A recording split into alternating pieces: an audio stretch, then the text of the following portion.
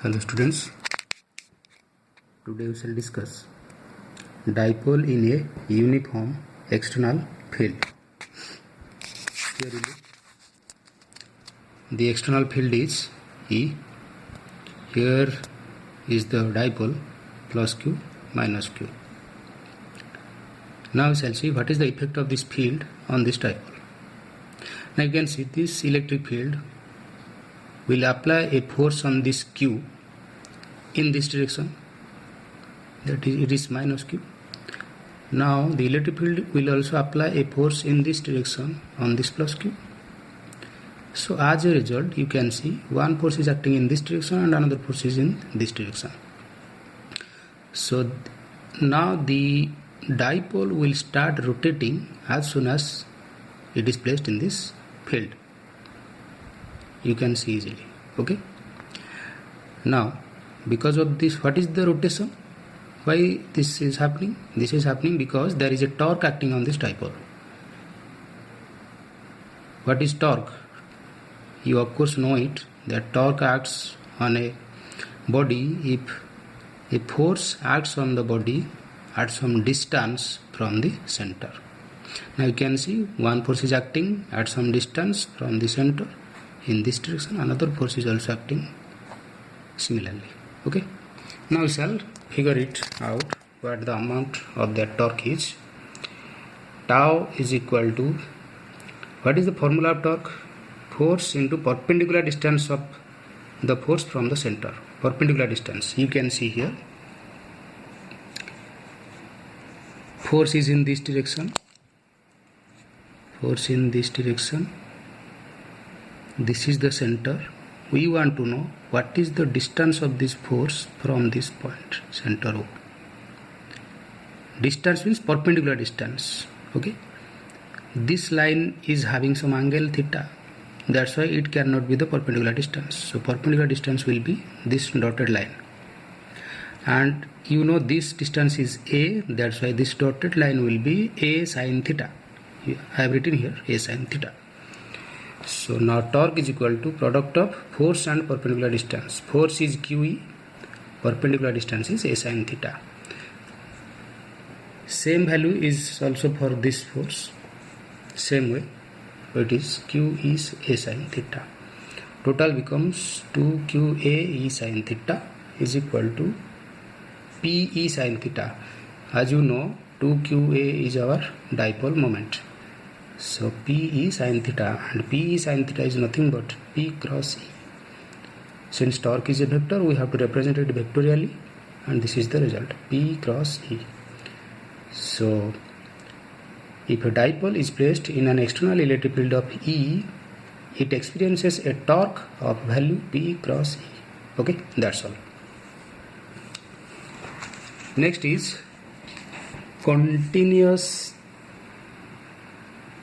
charge distribution. Continuous charge distribution. What is continuous charge distribution? So far we have studied only point charges. Okay. Now we shall see what if charge exists in a body having some dimension. Point is dimensionless quantity or substance. So we shall see what happens if charge exists in a body having some dimension. First consider one dimensional body. In that case, I will show you here. Suppose this is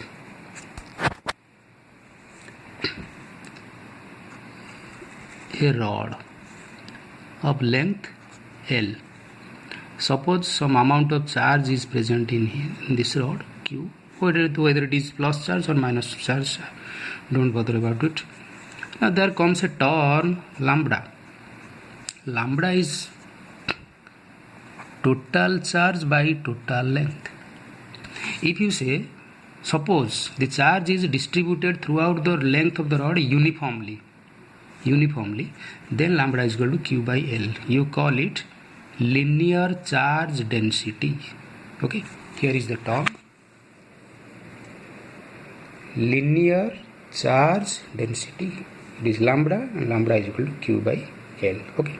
Next is our surface charge density.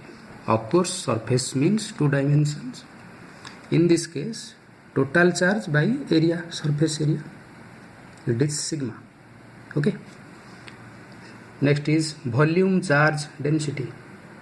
It is rho, denoted as rho, and its formula is, of course, total charge by total volume. Okay. Next is Gauss's law.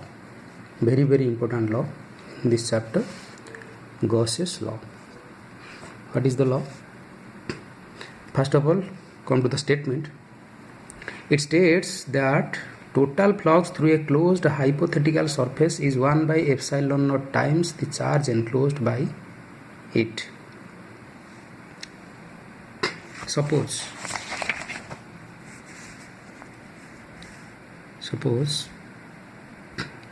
here is the charge Q, and of course the flux lines from the charge will be like this. If it is plus, then the flux lines will be outward. Okay. If I consider a hypothetical surface around it, let it be a hypothetical sphere of any radius. Okay. Now I want to count what is the amount of flux passing through this spherical surface. What is the amount of flux passing? I can count it by applying simple formula E dot ds integration, but Gauss's law directly says that flux through this hypothetical surface is equal to total charge enclosed by the surface divided by epsilon naught. Very simple formula. Okay. So now let us prove it. How it is coming? This is the expression.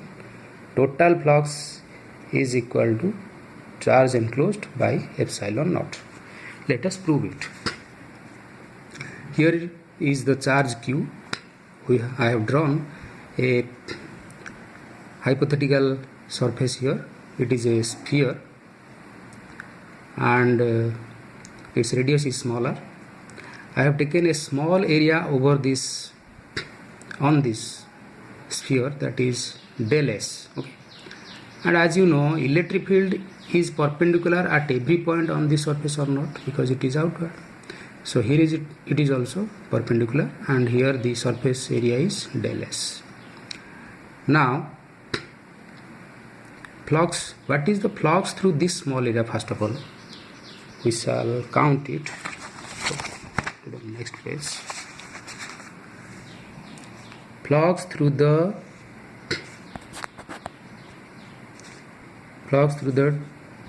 del S. It is E dot area of the surface, that is del S. E dot del S. Since E and del S are in the same direction, so it will become E del S. Okay. Then the total flux through the sphere S will be, here the hypothetical surface is S, that is the sphere. Okay. Now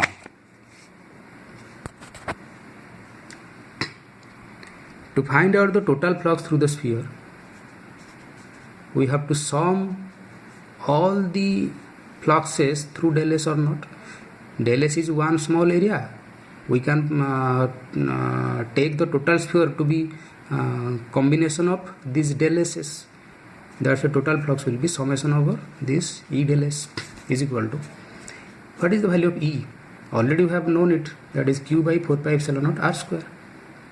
Okay.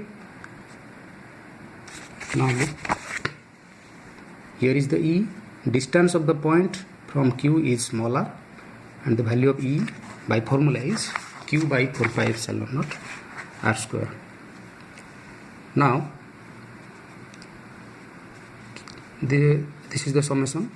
Now Q by 4 pi epsilon naught R square is constant at every point over the surface. You can see on this surface at every point R is constant, Q is a constant. That's why we shall take this Q as well as over 4 pi epsilon naught R square out of this summation sign. Rest is only del S, summation of del S, and you know summation of del S is nothing but total surface area of the sphere, that is 4 pi R square. Now if you cut the same terms in the numerator and denominator, total value will become phi is equal to q by epsilon naught. Okay, hence it is proved. Next is properties of Gauss's law. You can see we have proved it for a sphere, which is a very symmetrical surface, but it can be applicable to any surface, any closed surface, provided it should be closed. Okay, if the surface is not closed, you cannot apply Gauss's law. It could be of any irregular shape. Here q enclosed, I have not here written the q enclosed. Actually this q is q enclosed by the surface. Here you see q. Suppose in place of q it would be plus q minus 2q, and now this is the hypothetical surface. Now the formula according to Gauss's theorem will be phi is equal to total charge, that is minus 2q plus q divided by epsilon naught. This is equal to minus q by epsilon naught. So here the total formula can be written as q enclosed, not only q enclosed.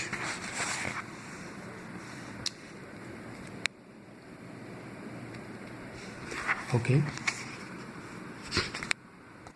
Another important point is the surface that we choose for the application of Gauss's law is called the Gaussian surface. Okay. Here you see in the proof I have chosen this surface, this hypothetical surface. This is called Gaussian surface. Okay. So much for today. We shall discuss in the next class applications of Gauss's law.